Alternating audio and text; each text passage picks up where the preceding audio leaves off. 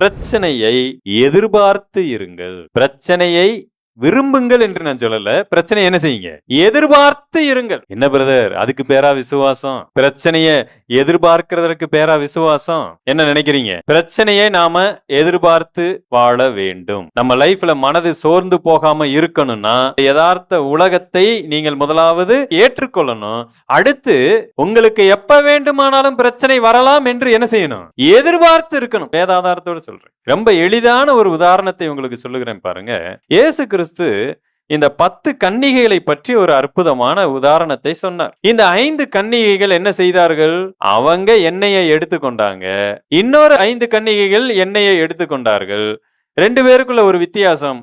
ஒரு குரூப் 5 கன்னிகைகள் என்ன யோசிச்சாங்கன்னா, நாம போவோம், ஒருவேளை ஏதாவது நடந்து தாமதம் ஆயிருச்சுன்னா, பிரச்சனை வந்தா என்ன செய்யறது என்று என்ன செய்தாங்க? யோசிச்சாங்க. கர்த்தர் அவங்கள பாராட்டுகிறார். அப்ப அவங்க பிரச்சனையை என்ன செய்தாங்க?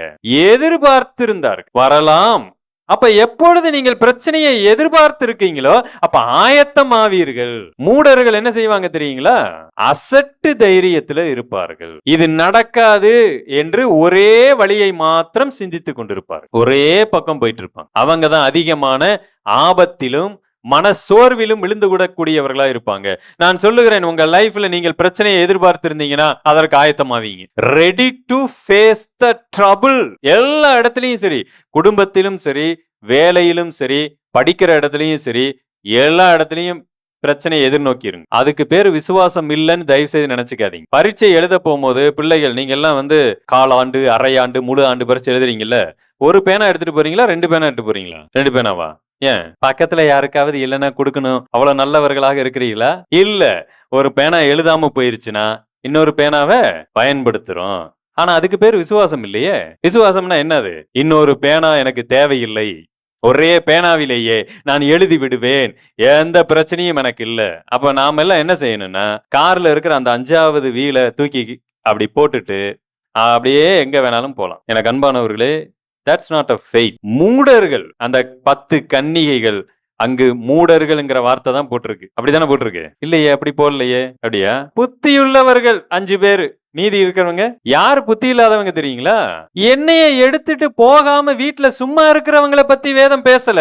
அவங்க எண்ணெய் எடுத்துட்டு தான் போனாங்க. ஆனா தீந்து போனா என்ன ஆகுன்னு யோசிக்காதவங்களை வேதம் என்ன சொல்லுகிறது? புத்தி இல்லாதவர்கள் என்று சொல்லுகிறது. அப்ப வேதம் நமக்கு யோசனையை கொடுக்குது. ஆண்டவர் புத்தியை கொடுத்திருக்கிறார். நான் திருமணம் செஞ்சா எப்பயும் சந்தோஷம்தான் அதுல வரும்னு எதிர்பார்த்திருந்தால் நான் ஒரு புத்தியினன். ஒருவேளை அதுல என்னவும் வரும், சண்டையும் வரலாம் என்று எதிர்பார்த்து இருக்கும் பொழுதுதான் நான் கவனமா இருக்க முடியும். ஏன்னா பிரச்சனை என்பது நம்மை சார்ந்தது அல்ல. அது இன்னொரு நபரும் அங்கு சேருகிறார். அவங்களை கணிக்க முடியாது. அவங்க என்ன செய்வாங்கன்னு கணிக்க முடியாது. நாய்கள் சமீபத்துல அதிகமாய் பெருகி இருக்கின்றன அப்படின்னு சொல்லிட்டு பாத்தீங்கன்னா ஒரு டாக்குமெண்ட்ரி வீடியோ எல்லாம் பரவி கொண்டிருக்கிறது. நீங்க நாய்களை கணிக்க முடியாது அப்படின்னு சொல்லி ஒருவர் ஒரு காரை விட்டு இறங்குகிறார். அங்கே ஒரு நாய் பாவம் பசியில படுத்து இருக்கிறது. இவர் பாத்தீங்கன்னா நல்ல சிக்கன் பீஸ் எல்லாம் எடுத்து அந்த நாய்க்கு போடுகிறார். அந்த நாய் அவ்வளவுதான் சந்தோஷம் ஆயிருச்சு. கொஞ்சம் கொஞ்சமா அப்படியே சாப்பிடுறாரு. இவர் அந்த தலையை அப்படியே தடவி கொடுத்து கொண்டே இருக்கிறார். நல்லா சாப்பிடுது. திடீர்னு என்ன நினைச்சுன்னு தெரியல, அவர் கைய பயங்கரமா கடிச்சு வச்சிருச்சு. அலறி ஓடுறாரு அந்த மனுஷன். என்ன நடந்துச்சு யாராலையுமே கணிக்க முடியல. அப்ப கீழே இவங்க என்ன சொல்றாங்க? நீங்க நாய்களை கணிக்க முடியாது. திடீரென்று அதுக்கு ஏதோ ஒரு சூழ்நிலை தவறாய் நடக்கிறது மாதிரி ஏதோ ஒன்னு அது உணர்ந்துருச்சு. அதனால தனக்கு சாப்பாடு போட்டவனையே அது கடிச்சு வச்சிருச்சு. இன்னைக்கு அவர் எதுவுமே செய்யல. அத பயமுறுத்துற மாதிரி சுத்திலும் எதுவுமே நடக்கல. அப்ப இவங்க என்ன சொல்றாங்க? எச்சரிக்கையா போங்க. இந்த மாதிரி நாய்கள் மற்றவர்களோடு நீங்க ஏதாவது பழகணும்னா கையில எல்லாம் நல்ல கிளவுஸ போட்டுட்டு போங்க. சிம்பிளான ஒரு உதாரணம் இது. எனக்கு அன்பானவர்களே, நீங்க குடும்ப வாழ்க்கையில் இருக்கிறீங்க அல்லது வேலை மற்ற இடத்துல இருக்கிறீங்க. பிரச்சனைகள் என்பது ஒரு நபரை சார்ந்ததல்ல, சுற்றிலும் இருக்கிறவர்களை சார்ந்தது.